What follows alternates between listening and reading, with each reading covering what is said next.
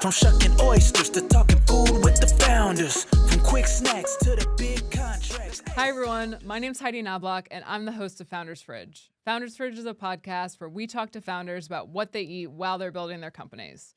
On today's episode, we have Kamal Singh, co-founder of Halitra. On this episode, we talk about farmers markets, perfecting 2 meals from every country, and food as pharmacy. Let's hear what's inside Kamal's fridge. Yeah, success got the drive and the hunger. But what's on your dinner plate? What keeps you going longer? Kamal, thank you so much for coming on Founders Fridge. Thank you for having me. Awesome. So we'll dive right into it. So could you just tell me a little bit about what you're building? Sure. So Halitra, we're a data company. We provide building energy insights to financial institutions, which enable those lenders to include those building energy insights into their property loans. Awesome. When did you start building this? We started Halitra in 2022. Okay. We originally started off as a hardware company. And then we learned quickly that building hardware as non-hardware people is really, really dumb idea. So then we pivoted to becoming 100% software, and we discovered various sources of data. And then we figured, you know what, this software thing, this data as a service model kind of is more attractive than building hardware and manufacturing it. And so we, as a startup, you constantly pivot. You never stop pivoting and recalibrating. So the hardware to the software was a massive pivot, and we're just recalibrating as we go. So the hardware piece, did it tie into this business model, or was it totally different? So the hardware, it originally we were like, hey, how do we bridge the gap that is preventing financial institutions from profitably decarbonizing the built environment and also teeing it up for contractors and energy auditors and assessors and engineers to be able to do the work? Because you just can't say, hey, a building should do X, Y, and Z and then not have any service behind it. So we were thinking we need to produce the hardware at the last mile to be able to detect and diagnose those inefficiencies. But we just found a way to do it electronically via developing on top of public and private data sets. So we build our own proprietary data set based upon multiple other data sets. So we're essentially a data hygiene company. There you go. Good. So before I ask you kind of what you're eating during these pivots, if you could just talk a little bit about, what a pivot like that looks like, right? I feel like a lot of startups, or at least a lot of the startups that I work with, they come in and what they really don't know is their customer, if that makes sense. And so they pivot to their customer appropriately, I think, or pivot their go-to-market strategy. So did you make the pivot from hardware to software because of customers? So we're bootstrapped. The environment for pre-seed investment is really, really hard. Had we started this company a couple of years earlier, I think we would have a lot more offers of angel and pre-seed.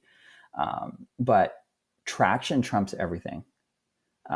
So our mission was, let's get to 6-digit ARR, and then we'll entertain investment offers. How do you get traction? Well, you have to do a lot of dozens and dozens and dozens of interviews. And you have to say, do I have the problem? Okay, we got confirmation on the problem. Then you have to talk about, well, here's our solution. Is this interesting? What are the barriers? What's the FUD? And so we just kept on learning and getting an idea what customers are willing to trial, what they're willing to pay for, who's going to be first. We've had a lot of lenders that are like, we won't be your first or second customer. We'll be your 8th or 9th customer. So come back to us. So, we've done around 50 interviews, and we got to 6-digit recurring revenue, and we've got a pipeline that we're pretty confident about converting. And so our lesson is bootstrap, and then try to figure out a way to get in front of customers, get that feedback, because what your customers are telling you is what you could take to investors. And that's all that matters. Could not agree more. Okay, so this is Founders Fridge. So as you're kind of making those calls, doing those customer interviews, can you just tell me a little bit about what your day is looking like in terms of fitting in food into that busy schedule? So this is I approach it on a weekly basis. And the reason why I approach it on a weekly basis is because I love supporting local business, and I love farmers markets. So my dream week is orient yourself around those 1 to 2 days where there's a local farmers market, and get fresh ingredients, right? Whatever's fresh, whatever's seasonal, get it. I buy the stuff. And the thing is, when you're buying real food, unprocessed food, you have to cook it. Otherwise, it goes bad. It doesn't just stay there for like 3 weeks, right? And so you force yourself to like, hey, I just bought these radishes and beets. I've never cooked with radishes and beets. What the heck am I going to do with this stuff? And so you investigate recipes, right? Because if you don't use it, you'll lose it, right? And then I top it off with whatever I need when on the recipes I look up. I top it up with going to the grocery stores to complement and round out the recipes I look up. So for me, YouTube is two things for me. It's food instructions and football. When I'm not working, that's what I spend my time on doing. So if you go to my X, I just talk about football. And if you go to my YouTube, it's all just recipes. Amazing. I have a secret to tell you. So I am sitting right now in Troy, New York, which in the U.S. has it voted the best farmers market in America. I believe that's true. And I have to tell you, I think I'm the only person that struggles with the farmers market in our downtown. So when I go to the farm, I feel so overwhelmed. It's like the people are all there. They're like swarming, you know? There's so many people that just kind of like come to the downtown, difficult to park. So I am a fan of any farmer's market that is not my local farmer's market. And that is a very unpopular view, I have to say. I can't even believe I'm admitting it on the podcast, I have to tell you. Wow, that's interesting. So, I'm in Vancouver now, but my wife is finishing med school. So our farmers market, we didn't use a car at all. We just walked. And so I'd have to carry like 4 or 5 bags from the farmers market back home. So I consider that part of my workouts. Now that I'm in Vancouver, we're going to have to drive because we're not downtown. So we'll definitely drive. But for me, like, I'm an entrepreneur, I'm a small business. And so when I go to a farmer's market, I make it a point to support small business because, the big chains, they don't need any help. They're going to get customers. But, if you want to know your producer, you want to get to know the people that are growing the fruit, like treating the animals and treating the produce, and just develop those relationships. And then you just feel, see, my wife's finishing med school. So for me, I have a new outlook on food. Food is like a pharmacy. And you think about gut biome diversity, you're like, what am I putting in my body? And then now I go to the grocery store and I look at the label. And if I don't understand what the words are, I don't buy it. Because I'm like, I don't know what this natural flavor, what's a natural flavor? Like, no, like I want to know what I'm putting in my body, right? And so I'm thinking about stuff that I never thought about before. Like, for example, salad dressing, right? I never buy salad dressing. You can make amazing salad dressings out of like real ingredients and have it be really tasty. And you don't need to buy a huge bottle. You just like make it small and make it fresh, right? 100%. Yeah, my wife loves the farmer's market. I will say, so I used to own a restaurant. I don't know if I told you that before this, but I owned and operated a restaurant for 7 years. It was an oyster bar, and it's on the farmer's market route. Oh, wow. So what that means is that the farmer's market stands block the entrance to the restaurant. Instead of putting I feel like I'm such like a nag, you know what I mean? But like I feel like the efficiency of the farmer's market is what I'm looking for, So like I want the vendors to be in the street, like back to back, open up to the, doorways. So I feel like, anyway, so my wife loves the farmer's market. It's doing very similar things that you're doing, like just like buying the most beautiful vegetables, like coming home, like cooking these like gorgeous meals with this fresh food and things like that. So I feel like I get the benefit of the farmer's market. And I also don't have to go and be annoyed. Let's see, our farmers market in Toronto, the one that I went to for the past year, it's in Trinity Bellwood Park in Toronto. It's a massive park. And so there's no traffic. You're in a park. You buy the food, and we bought Tibetan momos after that was our weekly thing. And we go sit in the park. We bring our picnic, and we sit with our produce, and we'd have a wonderful time in the park. And there'd be musicians around. So if you ever find a farmers market that's like isn't congested with traffic and all this, just it's in a park, it's fantastic. There you go. Yeah, well, I really hope that no one from Troy, New York, or really like anywhere in New York listens to this podcast, because I feel like I will be shunned for not loving the Troy Farmers Market. Any- Anyway. I feel like I got to check it out now. Yeah, that's right. The next time you're in New York, you can come up here. And I will say, I went the other day, and I was kind of like in love with like I just went a little later than other people go, which my wife hates because then all the good stuff is gone. But I went a little later, and then it was like, you know, a little smoother or something. I got lots of quibbles that I shouldn't even been talking about this on air because I'll be shunned. But okay, so these are some idyllic moments for you, kind of having like, sounds like food in the park, all of these things. So, but when you're building this company, obviously there are going to be bad days. So what do you eat when something is not going well with the company? So there's two things that I do in order to just re-energize and rejuvenate. One, I love exercise. So sometimes that's with weights in the gym. I also love walking in nature. I love hikes. So right by my house, we have a wonderful forest. It's massive. So I like do like hour and a half, 2 hour hikes, and it just helps me collect my thoughts. And I'm sorry, your question is what do I eat in order to get rejuvenated? So like my question essentially, so, and I'll tell you why I ask it, is because I find that entrepreneurs fall in two buckets. Like if something is not going well in the business, they either go to like the greasiest food that they can find, kind of this like mixture between like, this is bad for me, so like it's making me feel better.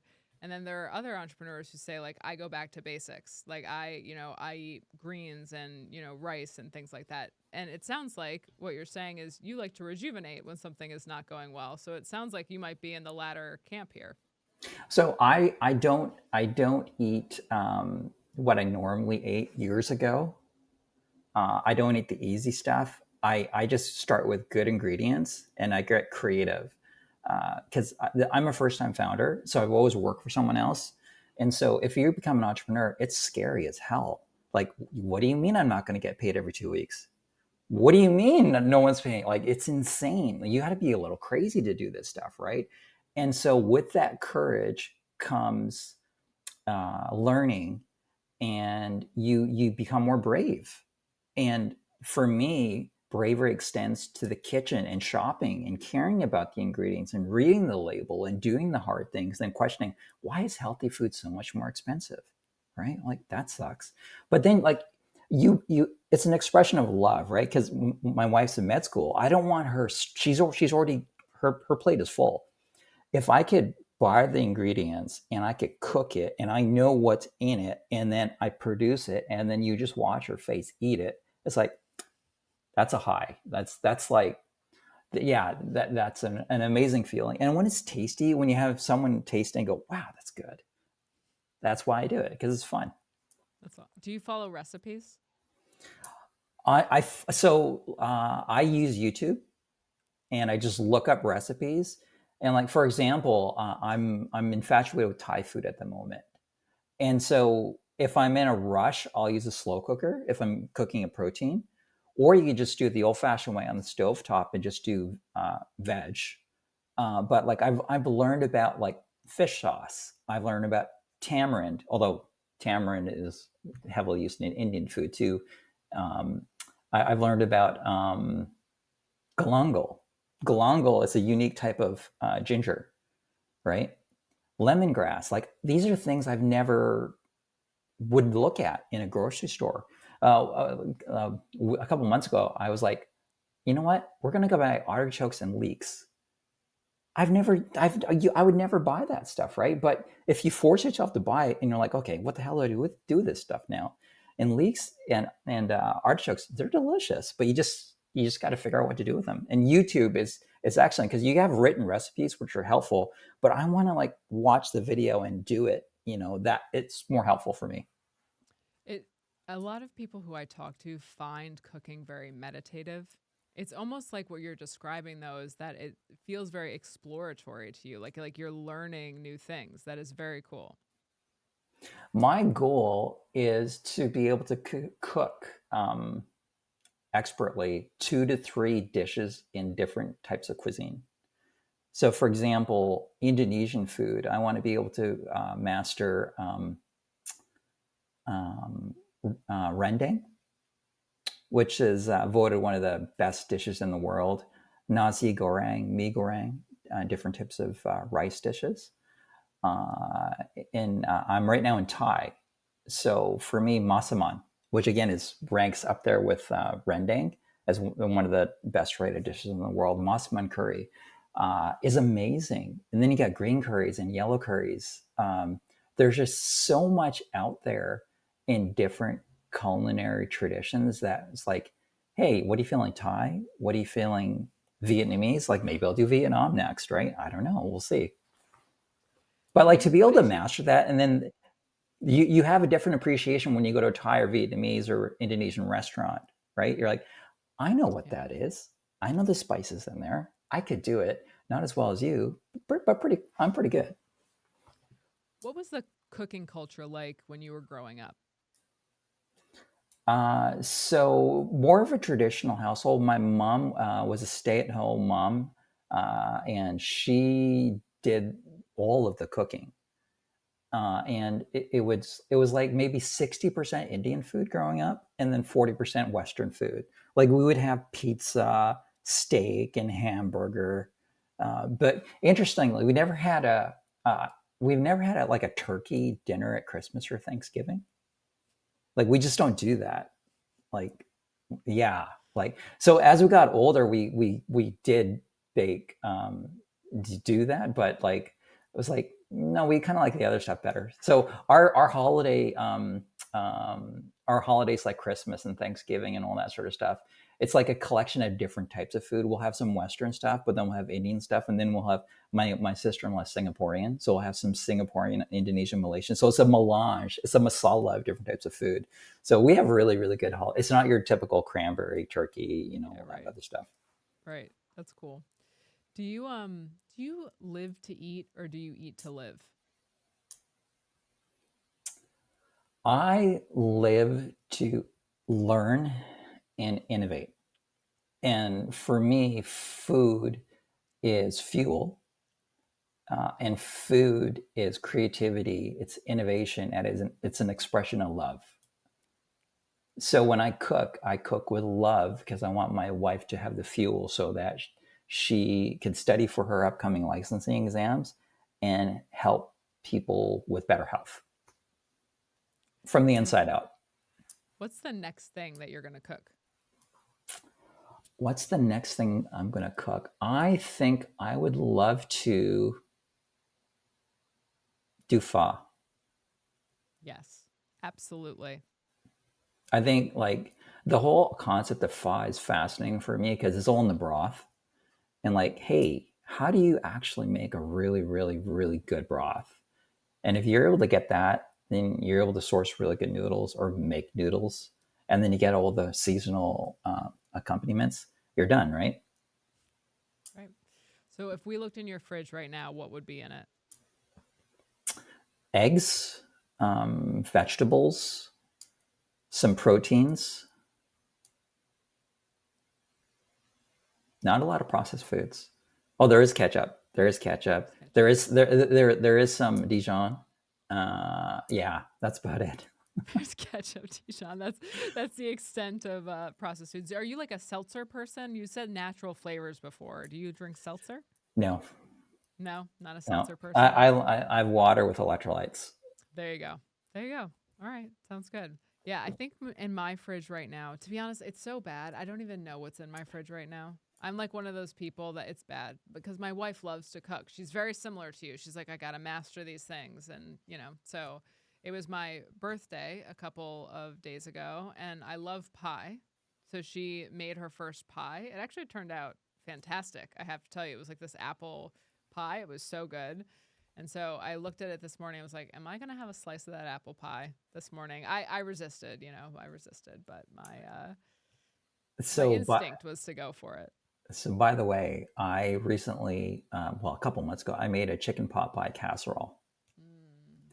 So that one of the next things I want to do is I want to explore pies, savory and sweet, because you could do like with pies, you could do like a quiche. Totally. You could do like sweet pies. Like I've never tried to make a pie. I would love to be able to acquire that skill set because you can do savory and sweet. There's so much you can do with that base skill. Oh, 100%. I know she always putting things in like phyllo dough and pie. So like she'll make the insides of like a chicken pot pie. And she'll say to me, we have these little skillets, like little lodge skillets. And she'll have the phyllo dough kind of out in the fridge. And she'll also say, oh, you can just make yourself a pot pie, anytime you want. This is how you do it. And I'm like, yeah, there's absolutely no chance I'm going to make a pot pie. Like I'm going to grab like some peanuts from the pantry. It's really bad. I'm hopeful that this podcast actually gets me in a, back in a cooking mindset. I think from owning a restaurant, I just got totally burnt out from food. And like, I think of it kind of like a business and I just couldn't possibly. And so I'm hopeful this podcast, talking to people like you, inspires me to get back into food. See, the way I look at food, it's fuel for my startup, fuel for my creativity, fuel for my workouts. Because I like food is a pharmacy. And if you have good fuel, if you have premium gas, then you're able to get more from your workouts. You're able to get more gains. There you go. All right. So what's for dinner tonight? Oh my God, I haven't even thought about that far. I think I'm gonna make some fish and salad. So right. Protein prepared one way. I'll maybe do cod, and then just like I'll take avocado, I'll smash it up, put some olive oil in there. Some lime, salt and pepper, a little bit of maple syrup, mix it all up, and that's your salad dressing. I love it. All right. We'll make sure to put links to you and your company in the show notes, but it was so wonderful to have you on. Thanks so much. Thanks so much. It was an absolute pleasure. Yeah, success got the drive and the hunger. But what's on your dinner plate? What keeps you going longer? From shucking oysters to talking food with the founders. From quick snacks to the big contracts. The founders fridge, the founders fridge.